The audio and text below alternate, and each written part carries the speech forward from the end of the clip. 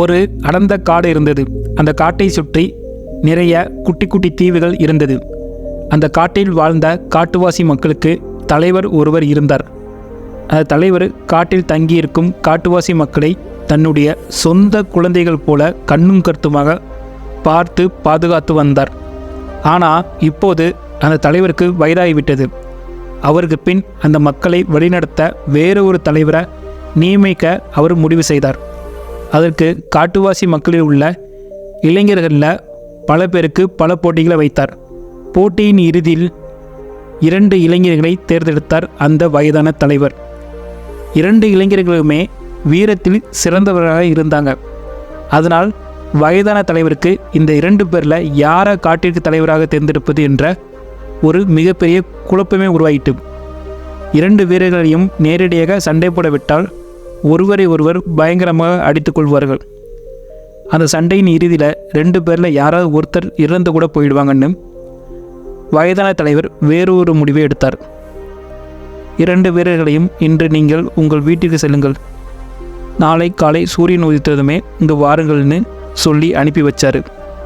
மறுநாள் காலையில் 2 வீரர்களையும் வரவச்ச வயதான தலைவர் 2 பேருக்கும் சில ஆயுதங்கள், உணவாக ஒரு மூடை சோளம், சமையல் பாத்திரங்களை கொடுத்தாரு. இதை பார்த்த இளைஞர்கள் இருவருமே, தலைவரே என்ன இது என்ன போட்டின்னு கேட்டாங்க.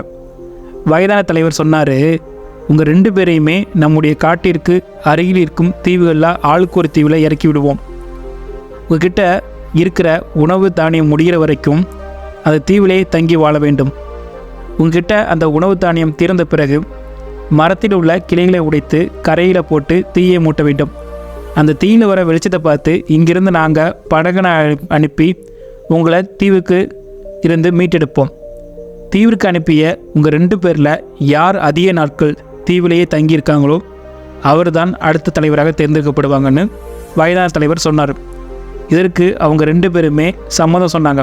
வயதான தலைவர் சொன்ன நிபந்தனைகளை ஏற்றுக்கொண்டு 2 பேருமே தனித்தனியாக ஆளுக்கு ஒரு தீவை நோக்கி படகுல போனாங்க. 2 வீரர்களையும் தனித்தனி தீவில் இறக்கி விட்டுட்டு மற்றவங்க படகை எடுத்துகிட்டு காட்டுக்கு வந்துட்டாங்க. 2 தீவுகளிலுமிருந்து எங்கேயாவது தீயின் வெளிச்சம் புகை வருதான்னு பார்க்க 5 பேரை எந்த நேரமும் அந்த 2 தீவினை கண்காணிக்க இருக்க தலைவர் உத்தரவு போட்டார். அதே மாதிரி எந்த நேரமும் படகனை எடுத்துக்கொண்டு தீவுக்கு சென்று காப்பாற்ற கடற்கரையிலே படகோட ஆட்கள் இருந்தாங்க. நாட்கள் அப்படியே மெல்ல மெல்ல உருண்டோடியது. 3 மாதங்கள் கழித்து ஒரு நாள் இரவு ஒரு தீவில் இருந்து தீயின் வெளிச்சம் வந்தது.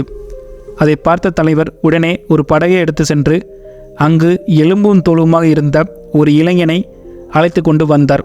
வரும் வழியில் அந்த இளைஞன் தலைவரை பார்த்து, நீங்கள் கொடுத்த சோளம் வெறும் 2 மாதத்துக்கு மட்டும்தான் வந்துச்சு, இருந்தாலும் கூட நான் என்னுடைய சாமர்த்தியத்தால் இத்தனை நாட்களுக்கு தாக்குப்பிடித்து அது தீவில் இருந்தேன், அதனால் நீங்கள் எனக்கு தான் தலைவர் பதவியை கொடுக்க வேண்டும் என்று வயதான தலைவரை பார்த்து சொன்னான் அந்த வீரன்.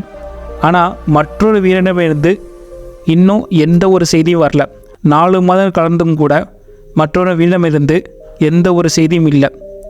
வயதான தலைவருக்கு ஒருவேளை அந்த இளைஞனுக்கு தப்பாக எதுவும் ஆயிருக்குமோ அப்படின்னு பயம்.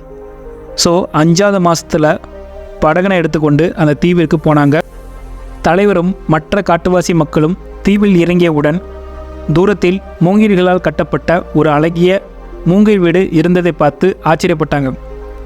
அந்த மூங்கை வீட்டிலிருந்து அவங்க தேடி வந்த இளைஞன் ஓடி வந்தான். அவன் காட்டில் தன்னோட குடும்பத்தோடு இருந்ததை விட இப்போது இன்னும் கொஞ்சம் கொழுத்து போய் ஆரோக்கியமாக இருந்தான். வயதான தலைவரையும் மற்றவர்களையும் வீட்டுக்கு வாருங்கள் என்று அழைத்து சென்று அவர்கள் சாப்பிட மீன்களும் ஒரு சோள அடையும் கொடுத்தான். வயதான தலைவருக்கோ ஒரே ஆச்சரியம். தலைவர் அந்த இளைஞனை பார்த்து, நான் உனக்கு கொடுத்த சோளத்தின் அளவு வெறும் 3 மாதத்துக்கு மட்டும்தான் வரும், ஆனால் நீயோ 5 மாதமாக இங்கே இருக்கிற. அது மட்டும் இல்லாமல் இங்கே வந்த எங்கள் எல்லாருக்கும் ருசியான சோள அடையை சாப்பிட கொடுக்குற. உன்னை பார்த்தாலும் நல்லா சாப்பிட்டுருக்க மாதிரி தான் தெரியுது, இது எப்படி சாத்தியமானது என்று கேட்டார். இளைஞன் கொஞ்சம் சிரித்தபடியே, நான் சொல்கிறேன் தலைவரை, முதல்ல இதை சாப்பிட்டு முடியுங்க, உங்களுடைய எல்லா கேள்விகளுக்கும் நான் பதில் சொல்கிறேன்னு சொன்னான். தலைவர் சாப்பிட்டு முடித்ததும் இளைஞன் அவனுடைய மூங்கில் வீட்டிற்கு பின்னால் இருந்த இடத்திற்கு கூட்டு போனான். வீட்டுக்கு பின்னால் இருந்த இடத்தில் ஒரு அழகான சோள தோட்டம் ஒன்று இருந்தது. தலைவரை பார்த்து இளைஞன் சொன்னான், தலைவரே, நாங்கள் வந்த அன்னைக்கே என்னுடைய தானியத்திலிருந்து ஒரு பங்கினை எடுத்து இங்கு விதைத்தேன். அது அடுத்த 2 மாதங்களுக்குள் அறுவடைக்கு தயாராகிவிட்டது. அதனால் எந்த ஒரு பிரச்சனையும் கவலையும் இல்லாமல் நன்றாக உணவு சாப்பிட்டு வாழ்ந்து வந்தேன் என்றான். இந்த 4 மாதங்கள் மட்டுமில்லை, இன்னும் எத்தனை வருடங்கள் ஆனாலும் என்னால் இங்கு மகிழ்ச்சியாக வாழ முடியும் என்றான் வீரன். அந்த இளைஞனை பார்த்து தலைவர் சொன்னார், உன்னுடைய அறிவாளித்தனமும் உழைப்பும் நிச்சயம் நம் மக்களை முன்னேற்ற உதவும். ஆகையால் நீதான் காட்டிற்கும் எங்களுக்கும் இனிமேல் தலைவன் என்றார். வயதான தலைவர் மிக மகிழ்ச்சியோட அந்த வீரனின் தோளில் தட்டி கொடுத்து ஊருக்கு அழைத்து கொண்டு போனார். இந்த கதையில் இருக்கிற 2 வீரர்களை போலவே நம்முடைய வாழ்க்கையிலும் பொருளாக இருந்தாலும் சரி, நேரமாக இருந்தாலும் சரி, நம்ம கையில் இருக்கும்போது அதனை ஆழ்மனதில் திட்டமிட்டு செயல்படுத்தும் போது நாமும் ஒரு நல்ல தலைவனாக உருவாக முடியும். வெற்றிகரமாக மகிழ்ச்சியாக வாழ்க்கையை வாழ முடியும். வாய்ப்புக்காக காத்திருக்கிறதை விட்டுவிட்டு உனக்கான வாய்ப்பை நீயே உருவாக்கு. அப்போ தான் நீ நினச்சதுனால சாதிக்க முடியும்.